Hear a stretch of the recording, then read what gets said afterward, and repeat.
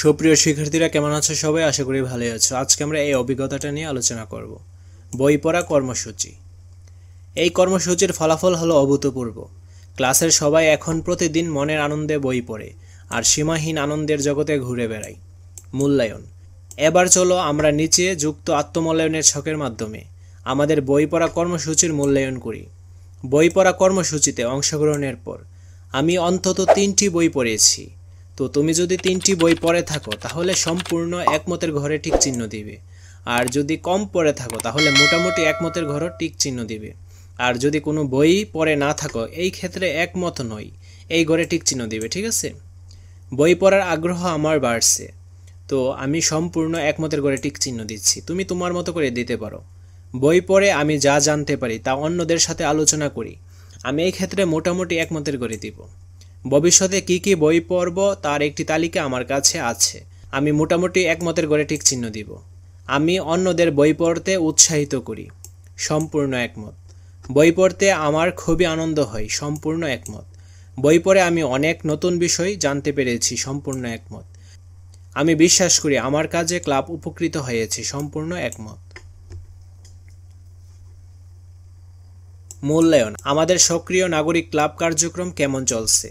বছর শেষে নিচের ছক ব্যবহার করে শিক্ষকের সহায়তায় আমরা আমাদের সক্রিয় নাগরিক ক্লাবের কার্যক্রম ও এ থেকে আমাদের শেখার বিচার বিশ্লেষণ করব। এতে করে আমরা সামনে আরও দক্ষভাবে ক্লাবের কাজে অংশগ্রহণ করতে পারব। তো চলো এখন আমরা এই ছকটা ফিল আপ করে ফেলি। বই পড়া ক্লাব। ক্লাব কার্যক্রমের বিবরণ। ক্লাবের নাম, তুমি তোমার ক্লাবের নাম দিবে। আমি আমার এখানে ক্লাবের নাম দিয়েছি জ্ঞান তৃষ্ণা। ক্লাবের লক্ষ্য বই পড়ার অভ্যাস গড়ে তোলা, লাইব্রেরির সাথে সম্পর্ক স্থাপন, অন্যদেরকে বই পড়তে উৎসাহিত করা। অনুষ্ঠিত মিটিং সংখ্যা 12টি। কার্যনির্বাহী কমিটির সদস্যের নাম, এখানে সদস্যদের নাম দেওয়া হয়েছে, তুমি তোমার সদস্যের নাম দিবে। ঠিক আছে? তারপর বর্তমান শিক্ষাবর্ষে পরিকল্পিত কাজের বিবরণ। ক্লাবের সকল সদস্য স্কুলের লাইব্রেরি সদস্য হবে। পরিকল্পিত কাজের বর্তমান অবস্থা, এটি কি সমাপ্ত নাকি চলমান? তো এটি সমাপ্ত। বিদ্যালয়ের মাসিক বই পড়া বা বুক রিভিউ প্রতিযোগিতার আয়োজন করা, এটি চলমান রয়েছে।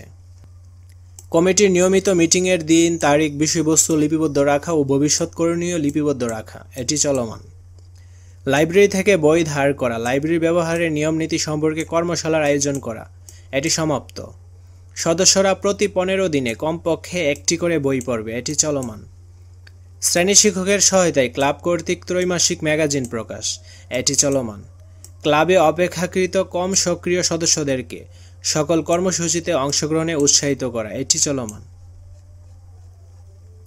ক্লাবের সভাপতি বা সহসভাপতি বা সচিব কর্তৃক পূরণীয় প্রত্যেক সদস্যদের জন্য, তো এখানে হবে ক্লাবের নাম, যেমন সক্রিয় নাগরিক ক্লাব।